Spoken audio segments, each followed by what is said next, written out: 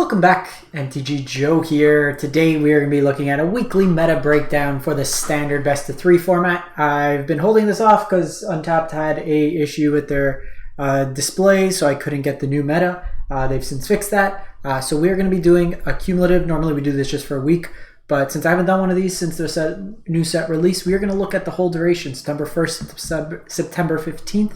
We're going to look at the top performing decks in standard best of 3 ladder, traditional standard. And like I mentioned, we get this data from Untapped GG, companion tool that runs alongside your Arena client, tracks your win rates, loss rates, aggregates all this user data into these like win rate matrices, so we can see what decks are performing well and kind of trends week over week. It tracks your collection, your win rates, like I said, a whole bunch of cool in-game overlays. The link is in the video description below.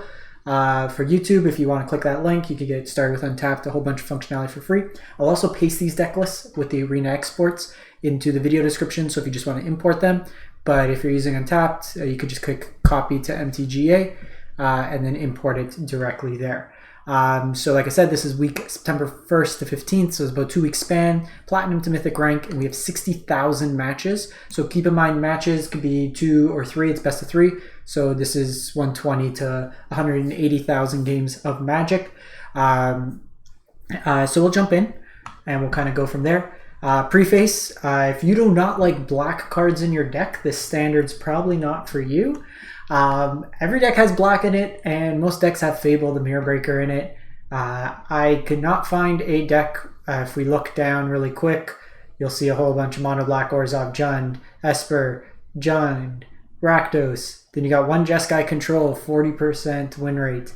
And then you got to go, not enough data for stats. That hasn't reached the 100 game threshold. You got to keep going down. Keep going. Keep going. Okay, we'll keep going. Keep going. Oh, mono red.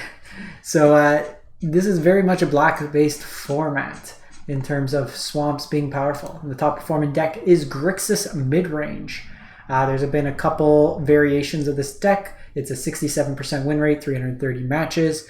So we've seen some versions go Sol Kanar, the 5-mana Grixis legend, but really this is how we're going to preface a lot of these decks. This is a black-red splash blue deck, and we're going to have black-red splash green and black-white splash blue in some cases.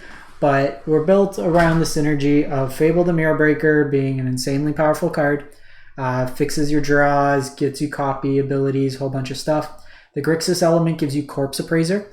So 3 mana, 3/3. It gives you Graveyard Exile, it gives you card advantage, and then it gives you something with Fable to then accrue more card advantage. The draws of going with the red mana the red cards, as opposed to just strictly black, is you get access to Bloodtithe Harvester and Voltage Surge in terms of removal. The blue also gives you access to make this appear in the main board, and then Disdainful Stroke, Negate in the sideboard. So the counter spells help you in the mid-range mirrors to potentially counter something like an Invoke Despair. No Liliana in this deck. You don't really want to discard cards when you're trying to grind 1-for-1 in this particular deck. We're seeing Sheoldred get played in here. Just stonewalls a lot of the aggressive decks. Good in the mirrors. Turns off stuff like your opponent. If they want a Fable discard, they're going to have to take a whole bunch of damage. Invoke on your top end. You got removal and cut down, Infernal Grasp, Meathook, and then the Bankbuster for some card advantage, as well as the Graveyard Trespassers. Just mentioning, like with the collection sync, I don't have 3 Xander's Lounges. So I need 3 rare wild cards. I have 39, so I can build this deck if I want. Just got to craft some wild cards. In terms of the sideboards, how I generally phrase it is what a card is going to be going into for specific matchups. Flameblast Bolt is going to be used for more aggressively slanted decks, notably against the mono black deck as well. It's a good target for a Tenacious Underdog or Evolved One, the 1-drop that evolves. We have the Strokes and Negates for control or kind of big mana decks.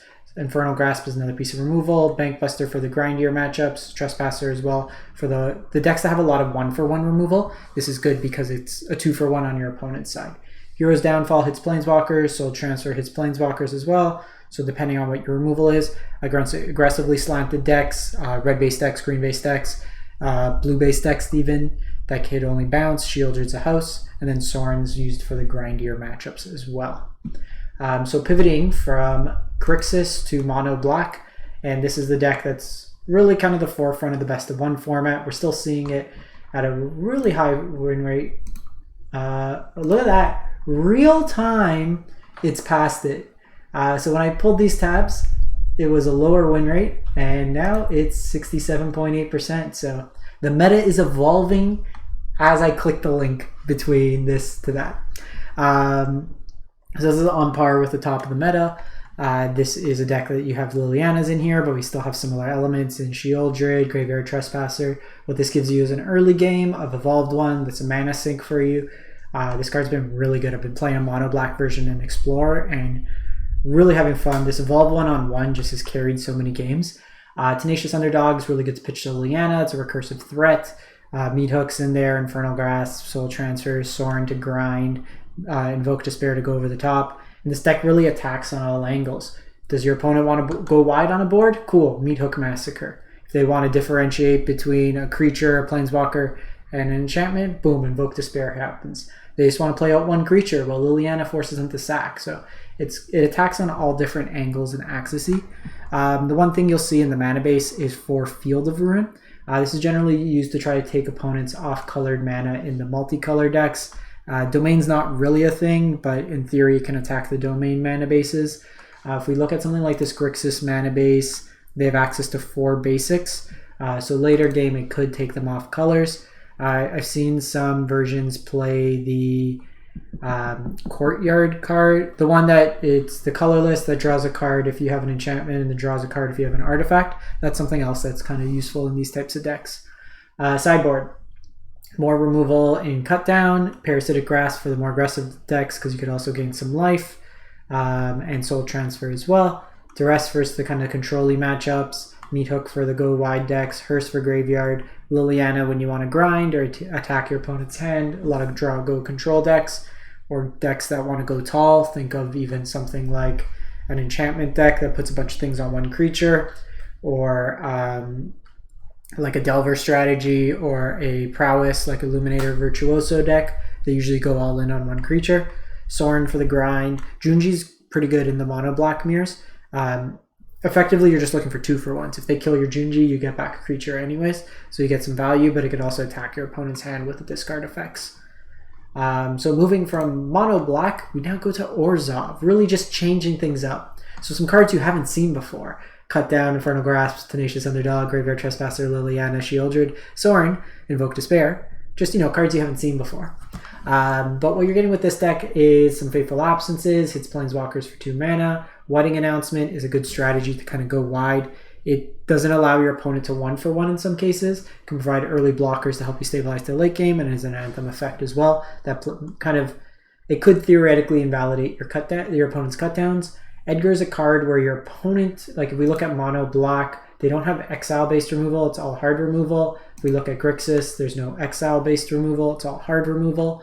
So when we go back to this Orzhov deck, which by the way has a 65% win rate, this card just keeps flipping back and forth. Your opponent has to interact with it going to the graveyard on the stack. So unless they have something like Hearse, Trespasser can't really target it at that time.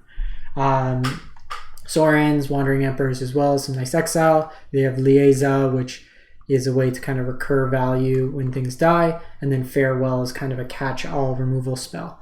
You're a little bit higher in Planeswalker counts, so this doesn't hurt you as much. The Esper line in here is really just an additional dual land that can also be cycled. Again, extra removal for the grindier matchups, control matchups, March of Wretched Sorrow, just general removal that can gain you some life. Just a mixing of removal spells depending on your opponent. If your opponent's going with smaller stuff, Temporary Lockdown's a nice catch-all. Think of, even again, green-white enchantment's not really a thing, but if it could, people are going to play stuff. A mono red aggressive deck, this exiles like that. Invoke Despair is good to go over the top in these kind of mirrors. Usually these black X decks, whoever casts the most invokes generally wins, just from invalidating your opponent's board and putting you ahead in terms of card advantage. Cruelty is kind of cool as a way to tax your opponent, but in the Jund matchups where they're trying to get Titan of Industry out, you can steal their Titan, so kind of cool there. And similarly with Farewell, Farewell is a nice answer to the Titan. Now we're going to splash some blue. So what do we get in blue in terms of the Esper matchup? So we get Raffine, Seeming Skier. So this one's more creature focused. Raffine lets you filter through a bunch of your draws, gets you some advantage there, buffs up your squad. You get access to Kaido, which can help you grind card advantage. Counter spells in the main. This version is also playing Phyrexian Missionary that can be kicked to get back spells or creatures from your graveyard to your hand. We got Underdog, that's cool to pitch to here. You got your wedding announcements. This version is playing Sarah's Paragon to rebuy stuff from your graveyard. Keep forgetting, 56% win rate. This version is interesting. Main decking 4 Destroy Evils. Destroy target creature or with toughness 4 or greater, or destroy target enchantment. So this can get rid of Titans, it could get rid of Sheoldred, get rid of Fable the Mirror Breaker. So there's some angles of attack with this particular card. Fewer copies of the Bankbuster. So this one, it's giving you more card selection than card advantage per se. But then you have stuff like AO on the top end that can get around a Wandering Emperor attack because of Vigilance. It flies, and then it could either anthem your team or get you cards into play. Sideboard again, if we're looking more removal in the form of cut down, this Meathook Massacre, you got some graveyard hate, and like you said, but when your opponent's bringing targeted removal, make it cost them two cards to kill your Trespasser. Hearse for graveyard hate, any of like the reanimation spells, another Bankbuster. It's interesting because this version is only going to have access to 2 Bankbusters, where a lot of the other multicolor decks are bringing 3 to 4 for the grind. And similarly with the Cruelty of Gix included in there.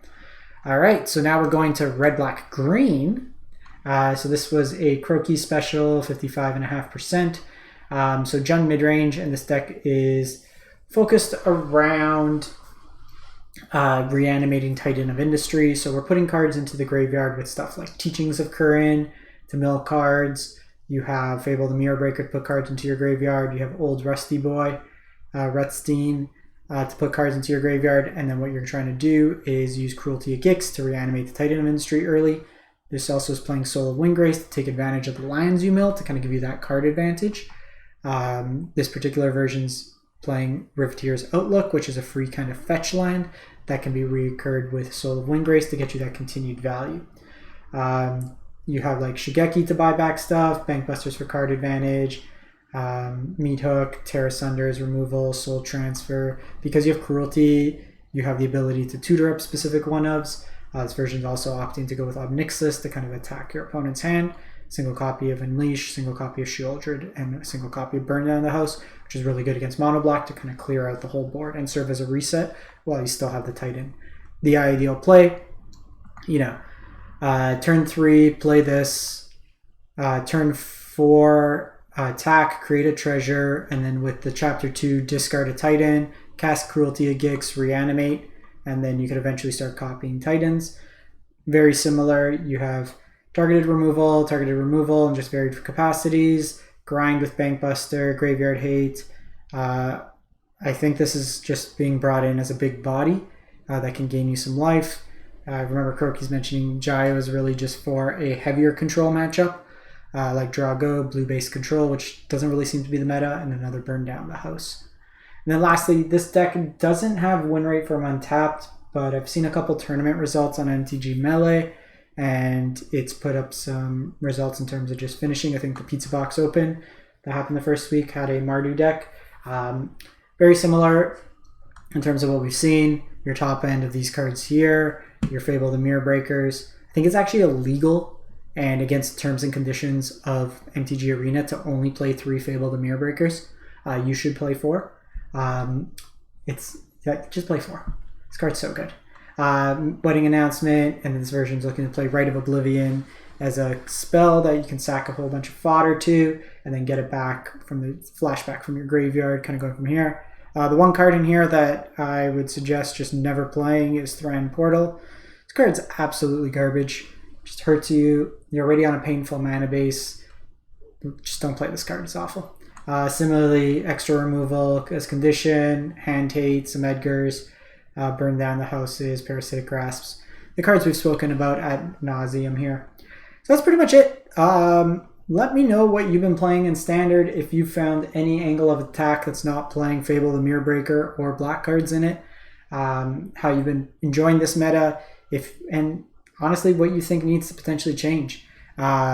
It's a smaller standard set. We'll get a new set, I believe, in November, which should hopefully inject some more stuff. But kind of dictated by this meta is black cards are very good. Fable the Mirror Breaker is very good. The biggest thing for me, at least, is green, white, and red, white don't have pain lands. So the aggressively slanted decks don't have a good enough mana base to consistently curve out. That paired with just looking at the quality of 1-drops. Green has the wolf, the 2/1. That's pretty much it. Red has like has Phoenix Chick, and that's pretty much it. Kumano's kind of a creature, kind of not. There's just not enough to punish in terms of like these aggressive decks to kill fast enough before something like Sheoldred just laughs at you hysterically. Pair that with like Meathook and so many cards having incidental life gain tacked onto them that it makes it pretty hard to combat. But let me know what you think in the comments. We'll catch you next time. Thanks for watching. Hope you have a great one and stay safe out there.